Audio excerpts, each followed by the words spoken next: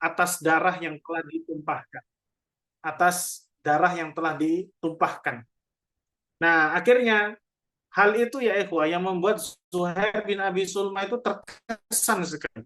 Terkagum-kagum dengan dua tokoh yang rela tanpa pamrih mendamaikan dua kelompok atau dua suku yang selalu berperang, dan terkagum juga dengan dua tokoh ini yang rela mengeluarkan hartanya hanya untuk menanggung diat darah yang telah ditumpahkan antara dua suku tadi secara cuma-cuma dan tanpa imbal balik.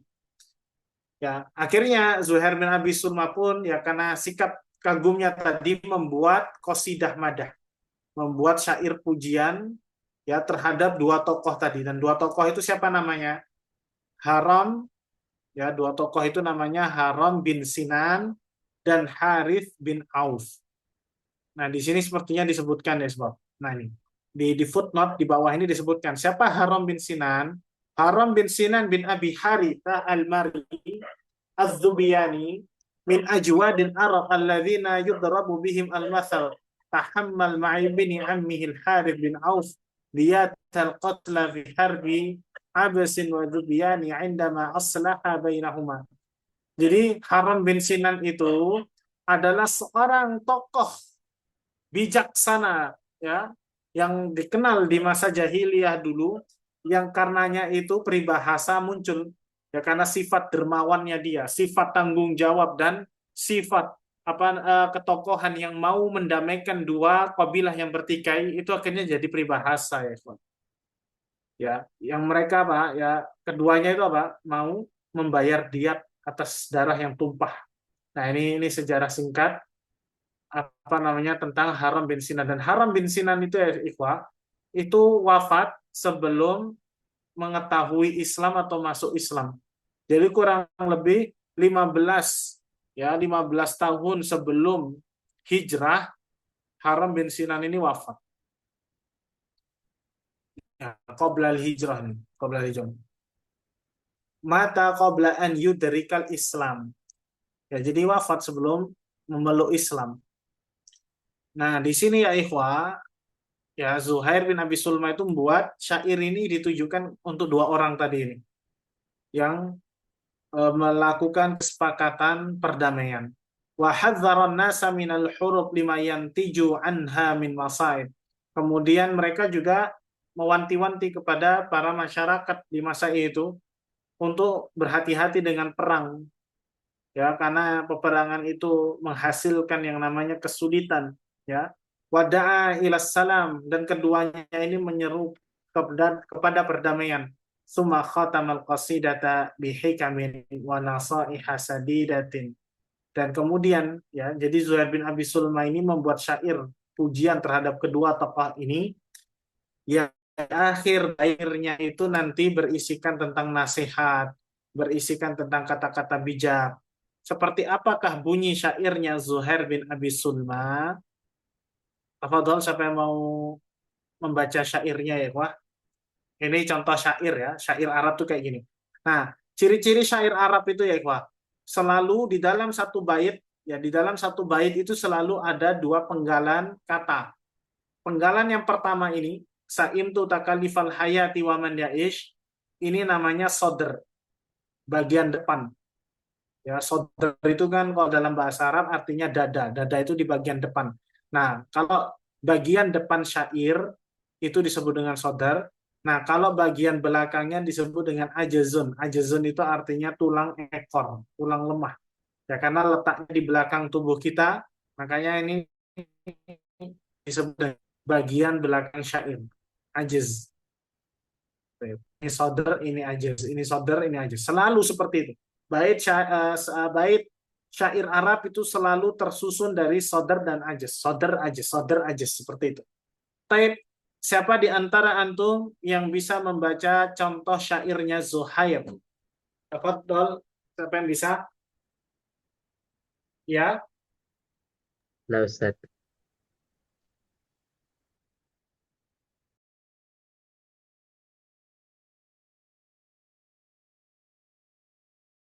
nah, Ustaz, tafadhol dibaca. Nah, سئمت تكاليف الحياة ومن يعش 80 حولا لا أبالك يسأمي وأعلم ما في اليوم والأمس قبله ولكنني عن علم ما في غد عمي ومن هبى أسباب المنايا ينلنه ولو نال أسباب Yanalnahu. آه، Yanalnahu. و... Jadi kalau syair itu ومن dibaca semua harokat akhirnya. يا سلام. ومن هاب أسباب المنايا ينلنه ولو نال أسباب السماء بسلم ومن يجعل المعروف في غير أهله يعد حم يعد حمده يعد حمد Hamdahu. Ya Allah. حمده ذما عليه ويندمي ومهما تكن عند امرئ من خليقة ولو خالها تخفى على الناس تعلمي لأن لسان المرء مفتاح قلبه إذا هو أبدى ما يقول من الفم لسان الفتى يصف ونصف فؤاده ولم يبقى إلا صورة اللحم والدم. Sudah Ustaz. Baik, barakallahu fikum. Siapa yang mau baca lagi? Ikhwan, di antara antum yang mau baca? Sa'imtu takalifal hayati wa man ya'ish.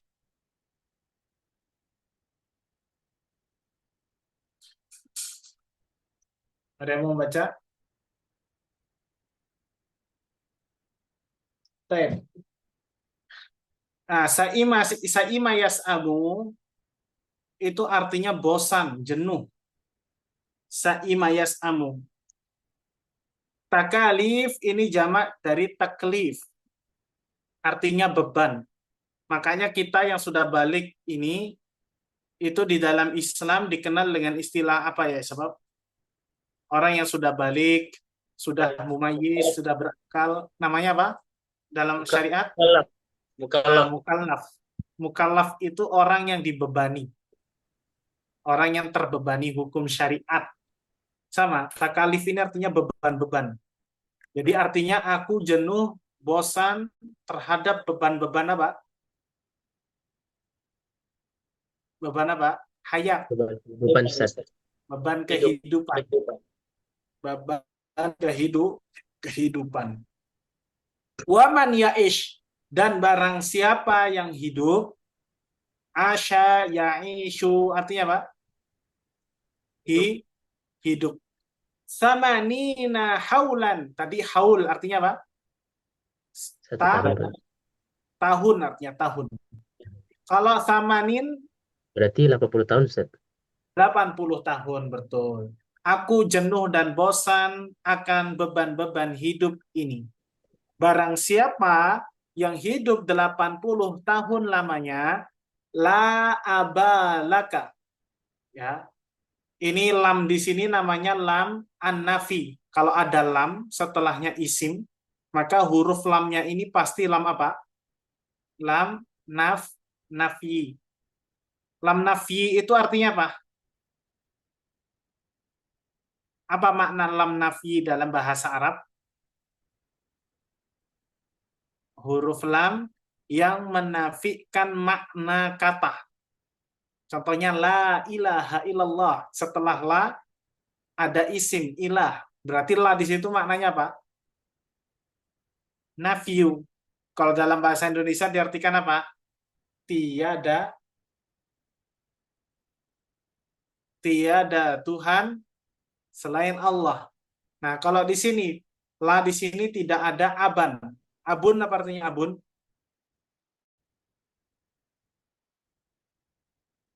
Apa artinya abun? Bapak, Ustaz.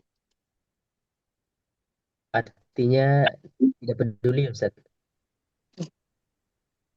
Bapak artinya abun itu. Oh, Nah, itu bukan bala yubali, itu isim.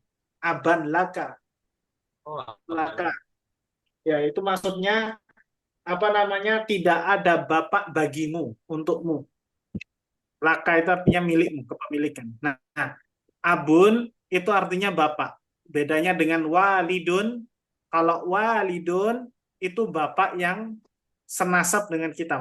Paham maksudnya bapak yang senasab? Maksudnya ya antum asalnya dari bapak antum. Nah, kalau abun ini maknanya umum. Kakek antum, buyut antum, paman antum ke atas, itu disebut juga abun. Paham ya, Ikhwah? Paham? Paham, Ustaz. Jadi kalau kalau bapak nasab kita ya, bapak kita, harinya kita dilahirkan, itu namanya walidun. Kalau abun ini maknanya luas, tidak mencakup bapak kita saja, kakek kita juga abun. Bapak kita, buyut kita, ya, bapaknya kakek kita, itu juga abun kita, bapak kita. Ya, makanya di dalam Al-Quran dikatakan apa? Dikatakan apa? Di dalam Al-Quranul Karim Isra.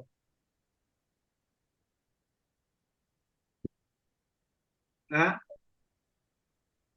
tentang bapak, tentang bapak. Au abakuna, au abakunal awwalun. Di dalam surah Saffat. Aidza mitsna wa kunna turaba wa idha ainna labab'utsun. Kemudian apa? Awa abaunal awwalun. Apa artinya aba di situ? Dari kata abun. Nenek, nenek moyang kami terdahulu. Apakah nenek moyang kami terdahulu akan dibangkitkan juga? Nah, seperti itu. Itu juga berlaku untuk kosakata umun sama walidatun. Orang Arab itu selalu menggunakan kalimat walidah, ya, yang kalau menggambarkan ibu kandung kita, ya, yang darinya antum dilahirkan, dari janinnya, antum dari apa namanya, dari kan rahimnya antum dilahirkan, itu namanya walidatun. Ya, berarti kalau nenek bukan walidatun, bibi bukan walidatun. Nah, tapi kalau antum ngomong umum itu umum. Ya, tidak hanya ibu antum, bibi antum, nenek antum, buyut antum, ibunya nenek antum. Itu dikatakan apa?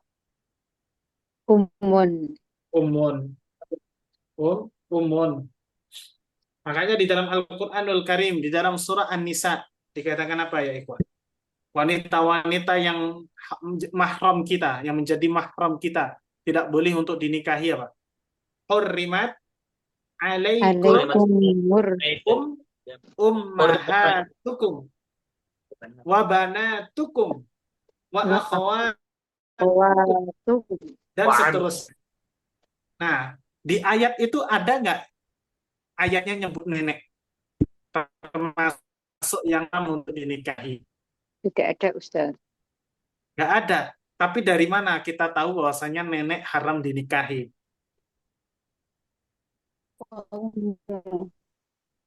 Dalilnya wa ummahatukum tadi. Ummahat itu mencakup siapa? Nenek. Nenek juga. Ya, ini yang disebut dengan dalalatul isyarah kalau antum belajar usul fikih. Ya, jadi kita bisa mengetahui sebuah hukum, ya, itu dari isyarat, dari isyarat makna ayat. Paham ya? Bedanya ya? Paham, Ustaz. Tayyib. Nah, itu uniknya bahasa Arab. Ya, itu uniknya bahasa Arab ya. Nah, di sini katakan aban. Ya, berarti ya mencakup ayah kandungnya, kakeknya ikut perang mati semua ya. Nah, barang siapa yang hidup 80 tahun lamanya, tidak ada bapak baginya, bagi dirinya, bagi dirimu, pasti yas'ami, sa'ima yas'amu. Ini dari kata sa'ima yas'amu, artinya apa? Bosan, dia akan bosan. Bosan, betul bosan. Ini namanya kalau dalam ilmu nahu, ini namanya uslubus syarat. Uslubus syarat itu man yaqra yafham, siapa yang baca dia paham. Man yajtahid yanjah, barang siapa yang sungguh-sungguh sukses. Wa man ya'ish tamaninan haulan la abalaka yas'ami wa man ya'ish tamanina haulan la abalahu yas'ami. Barang siapa yang hidup 80 tahun nggak punya bapak, pasti jenuh, pasti bosan. Nah, syair ini sedang menggambarkan tadi kondisi dua suku, Zubian tadi, dan siapa tadi? Zubian sama siapa? Zubian sama siapa tadi kau bilangnya? Zubian sama Abes. Ya, jadi Zuhair bin Abi Sulma di yang pertama ini masih menggambarkan ya bagaimana kondisi dua suku, ya anak keturunan dari dua suku yang bertikai, Dubyan dan Abas. Ya anak kecil pasti kehilangan bapaknya karena meninggal di medan pertempuran. Ya pastilah hidup 80 tahun lamanya, nggak punya bapak, ya nggak punya bapak, pasti pasti sedih, pasti jenuh, pasti bosan. Ya misalkan dari usia 1 tahun, ya dia ditinggalkan bapaknya misalkan, atau dari usia berapa ya, pokoknya hidupnya di dunia tidak memiliki sosok ayah pasti bosan, pasti bosan karena ayahnya wafat di medan perang. Kemudian yang kedua, wa a'lamu ma fil yaumi wal amsi qablahu. Dan aku mengetahui, alima ya'lamu, artinya mengetahui. Ma fi al-yaum, ma-nya di sini artinya adalah kata sambung, artinya alladzi. Wa a'lamu alladzi fil yaumi wal amsi qablahu. Artinya apa?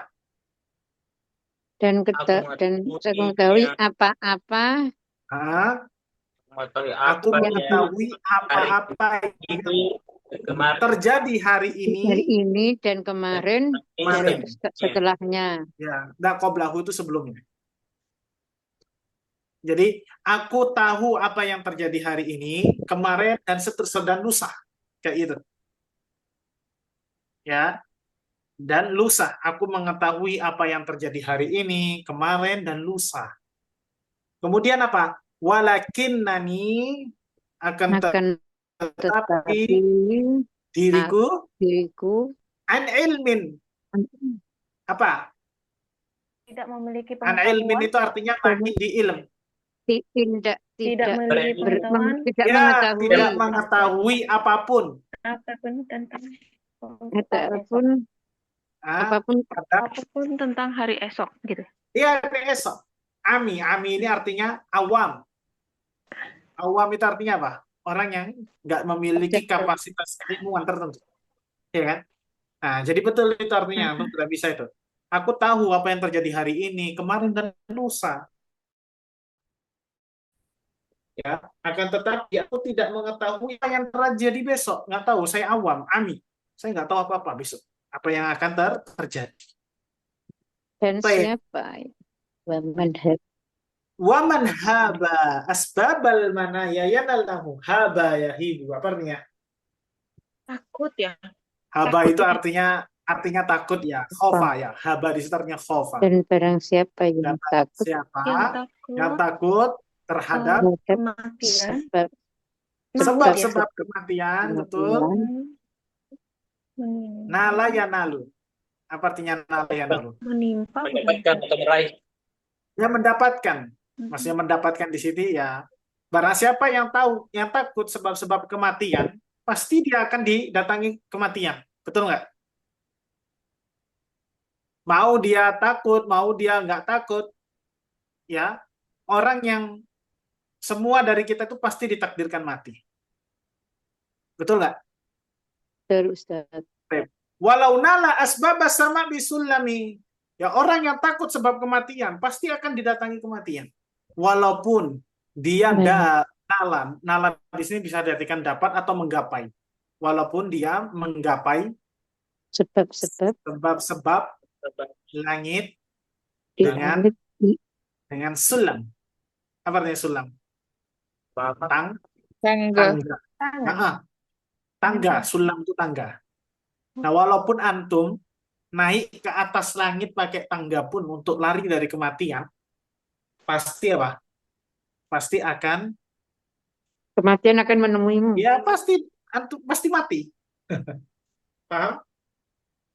Ya, jadi barang siapa yang takut sebab-sebab kematian, niscaya ia akan mendapatkannya.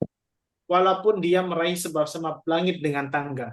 Walaupun kabur sekalipun ke langit, antum sembunyi di di gua-gua, di lubang-lubang kecil, yang namanya kematian sudah ditetapkan oleh Allah dan pasti akan menghampiri.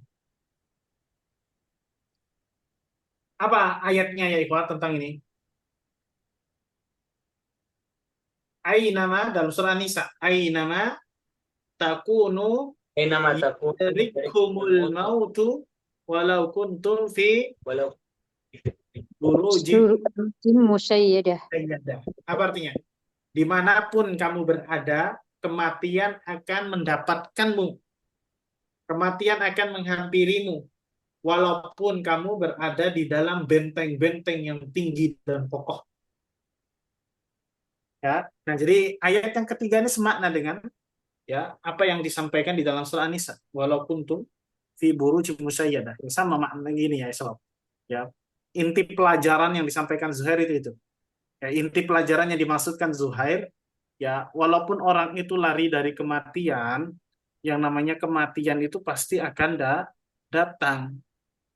Ya, sejauh manapun orang itu lari dari peperangan, ya untuk hidup tenang, pasti di suatu hari dia akan mati walaupun tidak dengan peperangan. Paham ya? Nah, Ustaz. Kemudian waman yaj'alil ma'ruf. Coba kita baca maksud dari nomor 2 dan nomor 3 itu di halaman berikutnya. Di sini dijelaskan ya. Di kitab antum dijelaskan syarahnya. Nah ini syarah untuk bait yang nomor 3. Wal insanu la ya'lamu illa ma hadatsa lahu fil amsi. Manusia itu enggak mengetahui. Manusia itu tidak mengetahui kecuali apa yang telah terjadi hari ini atau kemarin. Wa ma marra alaihi fil yaum. Pokoknya manusia itu tidaklah mengetahui apapun dari yang gaib kecuali apa yang telah terjadi hari ini atau lusa atau kemarin. Amal ghad, adapun kendati esok hari, fa innahu la ya'lam ma sayahsulu lahu fi. Adapun kendati ke esok hari, ya lusa, ya besok lusa, manusia itu nggak tahu, karena manusia itu nggak tahu hal gaib,